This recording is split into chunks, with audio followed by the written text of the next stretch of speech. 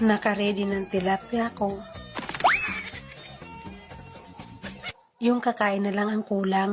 Ayaw ko niyan. Bakit? Sunog.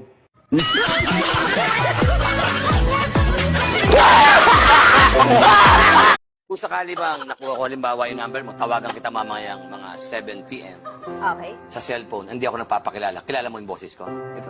Oo. Ayan. Kunyari, mga 7:30, tumawag ako sa'yo. Kilala mo pa rin ang boses ko? Oo naman. Okay. Knock, knock. Postler. Tamo, ngayon pa lang tayo nag-uusap.